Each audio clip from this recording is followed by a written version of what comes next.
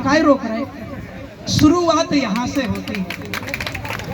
अगर इस सच्चाई को हमने समझ लिया, पूज्य गुरुदेव जी का लक्ष्य समझिए, ये शराब अभियान, ये नशा अभियान, ये तो बाद की बात है। गुरुदेव जी का लक्ष्य क्या है? गुरुदेव जी का लक्ष्य है तुम घर में सुख शांति समृद्धि पूर्ण रहो, कलह मिट जाए, अनीति मिट जाए, अधर्म मिट जाए, ये गुरुदेव जी का लक्ष्य है। लेकिन इस लक्ष्य में सबसे बड़ी बाधा है नशा।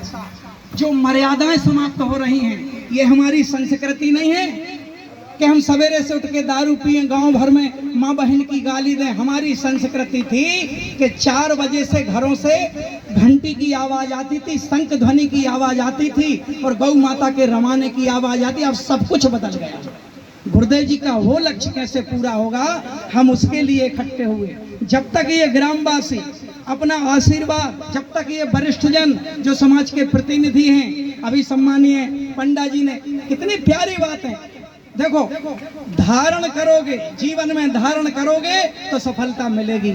हर घर में रामायण रखी है, हर घर में पवित्र गीता रखी है, हर घर में महाभारत जैसे पावन ग्रंथ रखे। इसके बाद उन घरों में तुम अंडा बनाओ, मुर्गा बनाओ, तो हमें लगता है तुम सत्य सनातन संस्कृति के सबसे बड़े दुश्मन हो। तुम हितैषी नहीं हो सकते। इन चीजों को समझो जो गुरुदेव जी तुमसे मांग कर रहे हैं। जिसके भी घर में रामायण रखी है वो मांसाहार का सेवन होता है, तुम पाप कर रहे हो।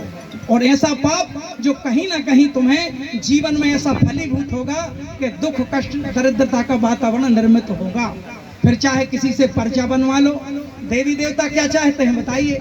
देवी देवता सात्विकता चाहते हैं। वीर बजरंगबली, विघ्न विनाशक गणेश जी हमारे इष्ट चाहते क्या है हमसे? वो तो दे नहीं पाए।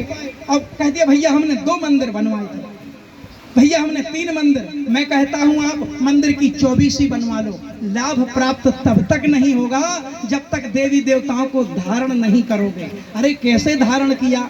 वीर बजरंगबली जी हृदय में वास करते हैं, अंडा खा रहे हो, मांस खा रहे हो, श्री रामचंद्र जी के उपासक हैं, कृष्ण कन्हैया के उपासक हैं, नशा कर रहे हैं, मांस का सेवन कर रहे हैं, ये गलत है। गुरुदेव जी कहते हैं धारण करो। ये जो हम लोग इकट्ठे हुए हैं, समाज की जो एक बुराई है, सिर्फ दारू के लिए नहीं कह रहे। मैं कहता हूं यहाँ बैठे प्रत्येक व्यक्ति अभी संकल्प ले ले। संकल्प के लिए हर घड़ी पवित्र होती है। हमारी चर्चा होती रहती थी, आज उनकी भी मुझे याद आ गई। स्मृति यहाँ खड़ा हुआ आनुग्राम में, हमारे वरिष्ठ गुरु भाई, वरिष्ठ कार्यकर्ता स्वर्गीय श्री वृंदावन यादव जी, मुन्ना भैया, सभी जानते हैं। हम उनकी स्मृति को भी प्रणाम करते हैं। आज हमारे बीच में नहीं है, पर जितना अच्छा मार्ग पे चल गए, आज वो स्मृति तो हमारे बीच में है। देखो, शुरुआत सबका जीवन आपका